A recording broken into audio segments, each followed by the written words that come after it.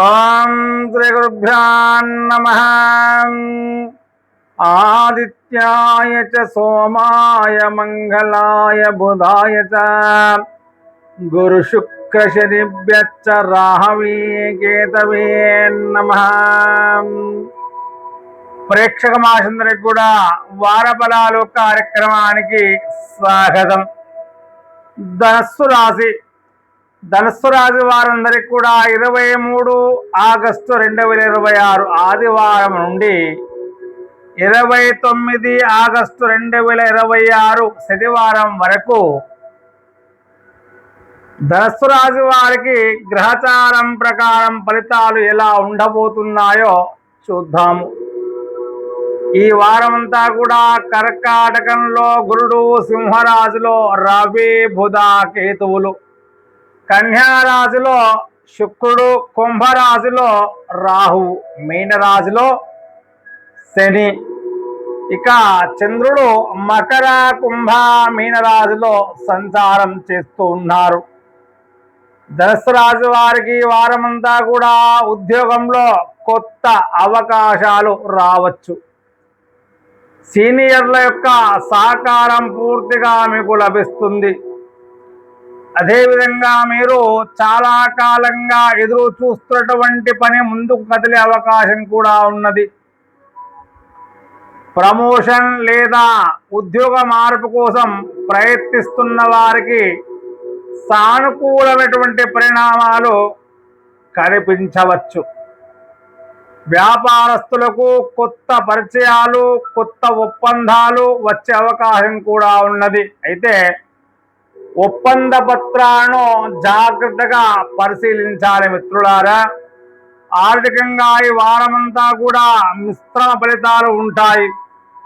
ఆదాయం వచ్చినప్పటికీ కుటుంబం, ఇంటి అవసరాలు లేదా ప్రయాణాల వల్ల ఖర్చులు పెరగవచ్చు.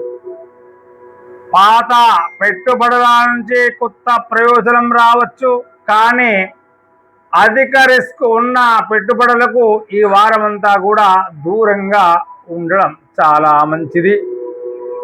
ప్రేమ వ్యవహారాల్లో మంచి మార్పులు రావచ్చు.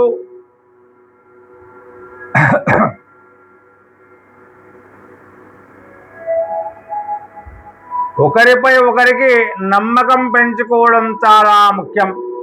వివాహ ప్రయత్నాలు చేస్తున్న వారికి మంచి సంబంధం వచ్చే అవకాశం కూడా ఉంటుంది. దూర ప్రాంతం లేదా స్నేహితుల పరిచయాల ద్వారా సంబంధాలు రావచ్చు. వివాహితులకు జీవిత భాగస్వామితో కలిసి భవిష్యత్తుకు సంబంధించినటువంటి ముఖ్యమైన నిర్ణయాలు తీసుకోవచ్చు. కుటుంబంలో పెద్దల యొక్క సహకారం మీకు లభిస్తుంది. ఇంట్లో శుభకార్యం లేదా ముఖ్యమైనటువంటి కార్యక్రమాల గురించి చర్చలు కూడా జరగవచ్చు. అయితే రవి, కేతు ప్రభావంతో కొన్నిసార్లు మాట పట్టింపులు కూడా రావచ్చు. కోపాన్ని నియంత్రించుకొని మాట్లాడడం చాలా మంచిది. ఆరోగ్యం సాధారణంగానే ఉంటుంది. అయితే ప్రయాణాలు, పని ఒత్తిడి వల్ల అలసట రావచ్చు. నిద్రకు తగినంత ప్రాధాన్యత ఇవ్వాలి మీరందరూ కూడా. ధనస్సు రాశి వారు గురువారం రోజున శ్రీ దక్షిణామూర్తి లేదా గురువును పూజించడం చాలా మంచిది. ఓం బృహస్పతి నమః అనే మంత్రాన్ని వీలైనన్ని సార్లు జపం చేస్తూ ఉండండి. పసుపు పువ్వులతో పూజా కార్యక్రమాలు చేసి వీలైతే శనగపప్పును దానంగా ఇవ్వండి. పసుపు పువ్వులతో పూజ చేసి శనగపప్పును, అదేవిధంగా పసుపు కూడా దానంగా ఇవ్వడము చాలా శుభదాయకం. ఆదివారం రోజున సూర్య భగవానికి ఆర్ఘాన్ని ఇవ్వడం కూడా శుభదాయకంగానే ఉంటుంది.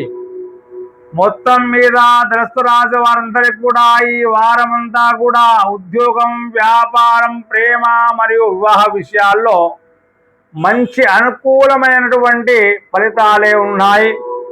ఆర్థిక విషయాల్లో మాత్రము ఖర్చులను నియంత్రించుకొని తొందరపాటు పెట్టుబడులకు దూరంగా ఉండడం చాలా శుభదాయకం.